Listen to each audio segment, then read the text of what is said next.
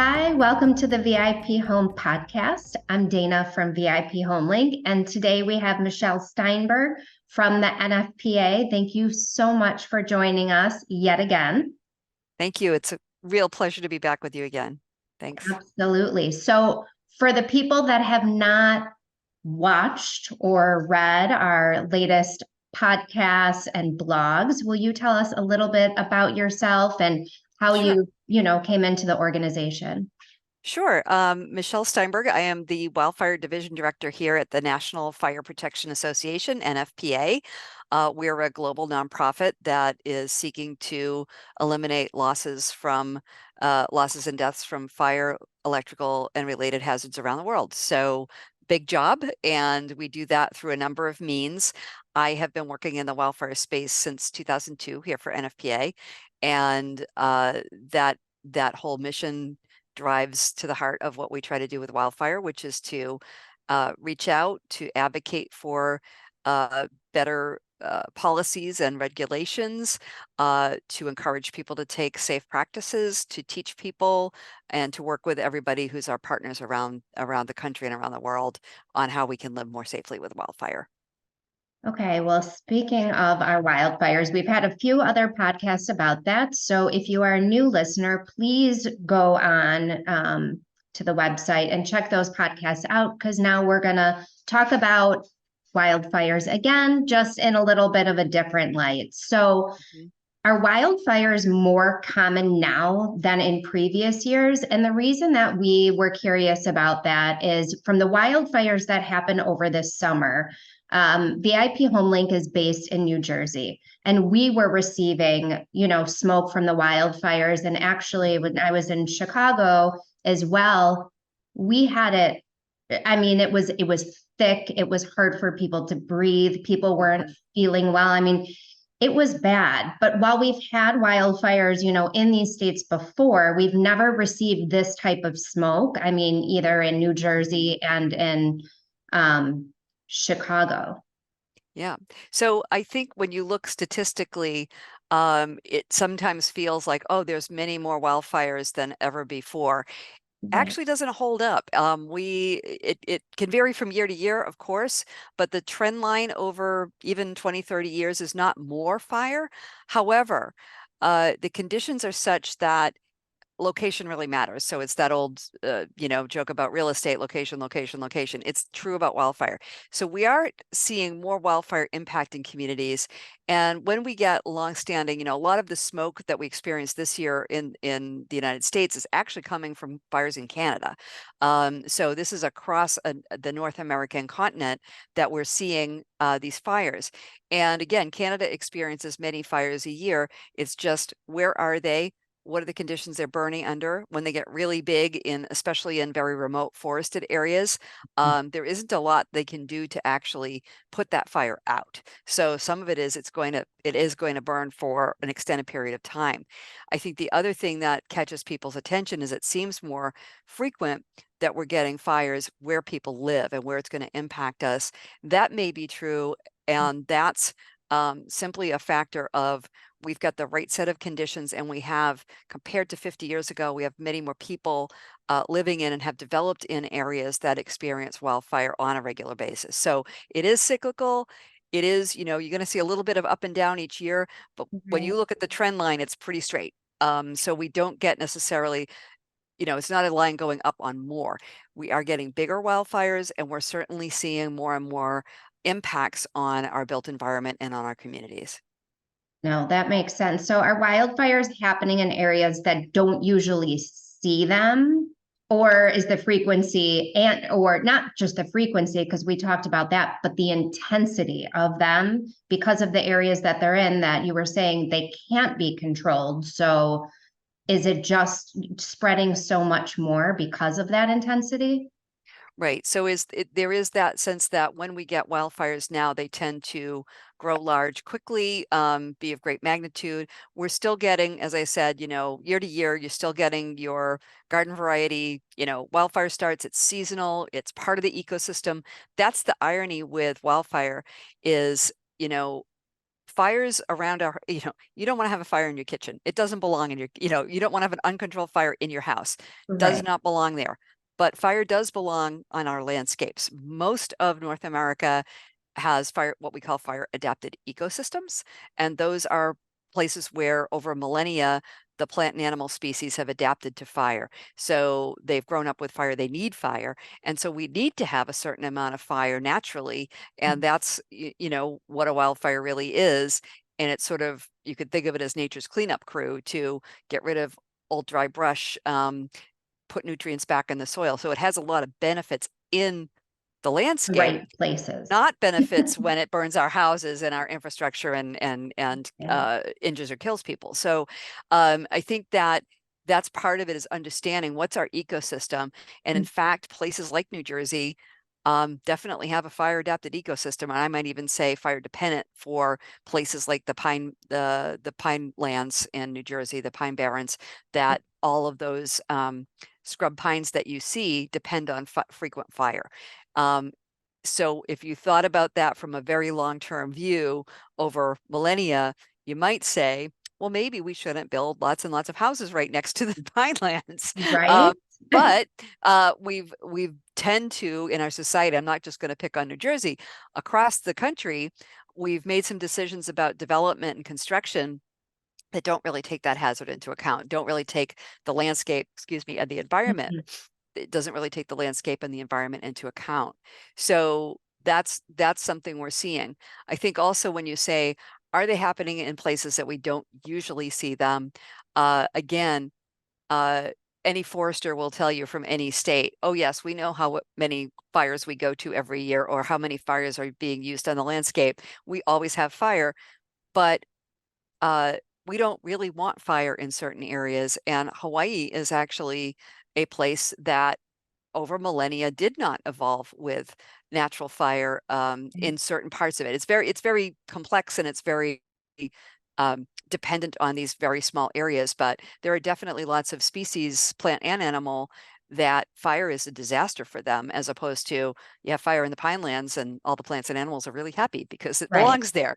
Right. So what's really happening is development over time is also doing things like disturbing the natural cycles of some of these plants and animals, introducing fire in places where it hasn't been traditionally. And then when you have species, I think folks have heard in the news, for example, certain kinds of grasses that are not native to Hawaii growing that happen to carry fire really well. And so now you have not only something disrupting the natural cycles, but now you also have that huge threat that wasn't there 50 years ago, maybe 100 years ago, Exactly. where people are building. So the one person in Hawaii described it to me as the locals have sat there with the fire hazard growing up around them, quite literally, with these grasses and things that are happening on the landscape. So do we know really what's causing all of this? Right. So there's sort of a, I would say, the three-pronged causes, right, of what of what the results are that we're seeing now, which is, I like to say it as wildfire disaster, because wildfires themselves, like I said, from many places are natural and Right. needed. But when it's a disaster is when it impacts our human communities and our built environment, and we have this huge loss of homes and lives. That is absolutely a disaster. So what's causing the disaster is we have lots of land that hasn't been restored to its health and its natural environment, partly because, again, ironically, we've been trying to keep fire from happening in these landscapes where it does need fire. So then when all of the stuff, the brush grows up that is more fire prone, the invasive species might come in. It doesn't help forest health to let it get overgrown. In other words, that natural cleanup of fire hasn't been happening, maybe in the case of like 100 years in some situations. Now you're having, let's say, trees competing for light, for water, for nutrients. They're crowding in, and it's a less healthy environment. So when fire does start, you're going to have a tendency to have a worse fire, a bigger fire, a hotter fire, and potentially more disastrous. So you've got the landscape, then you've got where we've built. So as I said, we've been developing into, particularly in the south and the west of the United States, over the last 40, 50 years, into areas that are naturally fire prone without thinking about the hazard most of the time. We're not designing our communities and our buildings in a way that would be compatible with the fact that there is wildfire on the landscape. So there's that confluence. And then we have the volatile climate. We're seeing higher highs, lower lows. We're seeing more extreme weather events. For example, folks in Hawaii saying much more prevalence in the last decade of hurricanes because of warming ocean temperatures, that those hurricane force winds along with the drought on the land led to the results that we just saw. So we've also got that, again, it's weather that's now weather and systems that are less predictable. So we can't look back 100 years to say, this is how we should do things. We've got to look forward to say, now we need to expect more significant events, more drought, more heavy, heavy rain in the seasons when it isn't a drought that's going to grow the vegetation that will burn in the next drought. So those are the three big causes: are landscape, construction, and the volatile climate. No, that's all really good information. But also, according to the U.S. Forest Service, 8 out of 10 wildfires are actually caused by people, which is not great. So when humans are involved, what are the most causes or the most common causes of wildfires? Right. And that's going to vary across the country, but some analysis that NFPA actually did a few years ago about these fires, and many of these are preventable, right? Open burning is a leading cause. Unfortunately, intentional fires being set are a leading cause. And open burning can be anything from burning your leaves, which is actually illegal in some places. Check your laws. Open burning of debris, but also things like campfires.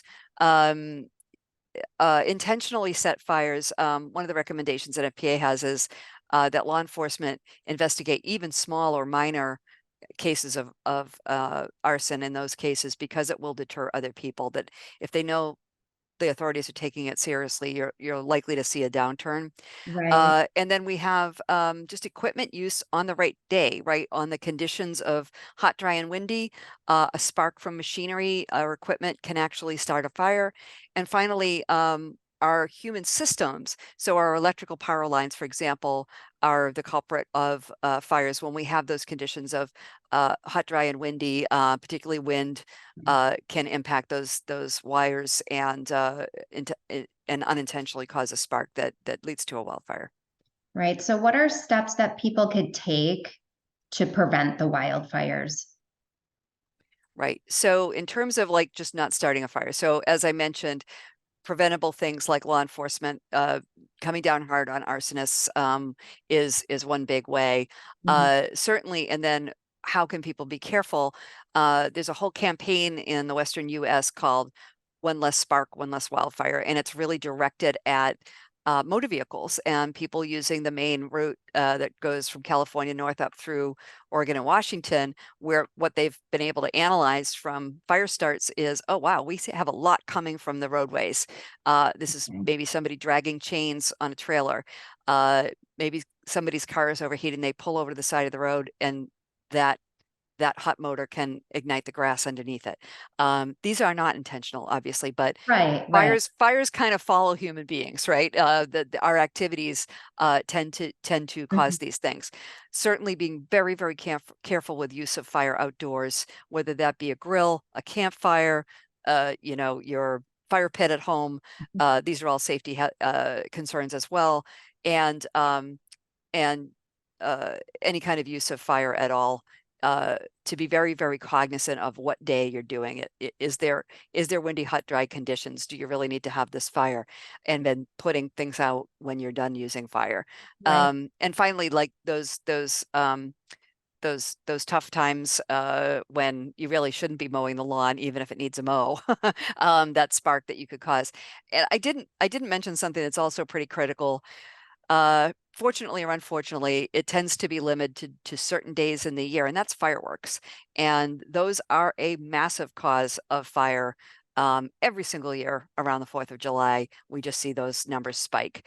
And any kind of use of something that could spark a fire is a bad idea. I won't talk about some of the other causes because I don't want to give anybody any great ideas. Yes, You know, but these are needed. just using things wisely and realizing, like, if something explodes, if something sparks, it absolutely can cause a wildfire. Absolutely. Are there any warning conditions that people should be aware of? Is there something on the NFPA website that would alert people to certain areas that maybe they shouldn't do specific activities? Yeah, it's probably best if people take a look at their state level or local warnings. And so that's going to come from the National Weather Service.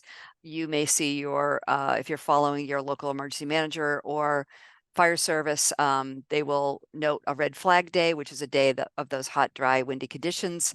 Certainly if there's a burn ban in effect, so places where open burning is legal, they may decide that let's say your state fire marshal or your local county fire service may say, today is a very dangerous day and we're going to put a burn ban in effect. In other words, any burning you do is now an illegal act. And so please don't do it. So Right. that's really important. Yeah. Okay, so that's great info. So lightning is also a common cause of wildfires as well. Is there anything we can do to limit the damage from that type of wildfire, or is that out of our control? Well, I think the most important, that kind of leads into our home preparedness tips. And because part of our premise of how we educate people on wildfire is going to happen at some point if you live in a place where wildfire is part of the landscape. And so you need to be aware of that. So there's nothing we can do about lightning starting a wildfire. There are things we can do to prepare our homes so that they're more resistant to a potential ignition. And those would be keeping dead, dry material away from the perimeter of your home, off your porch, decks, cleaning those gutters, basically not making your exterior environment of your home an unfriendly place for fire, so that even if lightning struck in the yard, it's not going to have a path to ignite something right up to your house. Right. So talking about that ignition zone, are there any new techniques or anything that have been put out there for people to be aware of to make sure when they're walking the perimeter of their home that they take these steps to make sure that their homes and their neighbors' homes stay safe? I'd say there's more research that's showing that 5-foot zone around the home is the most important area to take a look at. What we recommend is people start with the roof, work down to the eaves, work down to the sides, and then work their way out. And that is to look for any debris, any place embers could land and ignite, any place that they could enter the home, like vents, make sure they're screened. But when it drops down to that 5 feet away from your home, you're talking about the perimeter, like right at your foundation and out, that's the place that you don't want any material to be able to pile up and collect, like leaves or debris.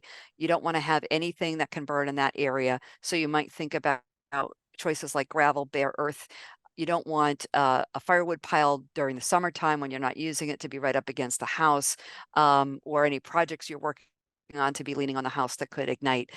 So that 5 feet sounds like it's such a small area, but it's so impactful because basically it prevents flames and embers touching the flammable parts of your house. The other interesting piece that's come out a little bit more strongly is also in that near to the home zone, from the ground up to the side of your house. Some people will have stone or concrete, foundation, but some people have siding coming right down to the earth, to protect that, to put flashing at least 6 inches up the side. So a metal flashing or something that basically will resist, because again, it's a very small space, but it creates that little barrier to embers piling up and starting to ignite anything that's combustible on the siding. Yeah, no, that's great. Great advice and great information. So is there anything we haven't discussed today that you think would help our readers and listeners with wildfires? Right. So we've talked a lot about what people can do as individuals, and that's really important. It does start with us at our homes. I think, communicating to your fire department, to find out, what do I do when I hear that the conditions are bad, like not causing a fire, but what if a fire happens? What's our community's plan to be safe? What should I know about that? That's a really good tip. And finally, it's working with your neighbors. And so we see that we can prepare our homes, and we may not have control over, 100 feet away from our home. It might be into our neighbor's yard. So the more we can get our neighbors adjacent to us to do the work, do the cleanups, be aware, the better off the whole community is going to be. Well, Michele, thank you so much for all of this information. It will be very helpful, I know, for a lot of people that are unaware of things and measures to take to be prepared for wildfires. So thank you once again for joining us. Thank you. You too.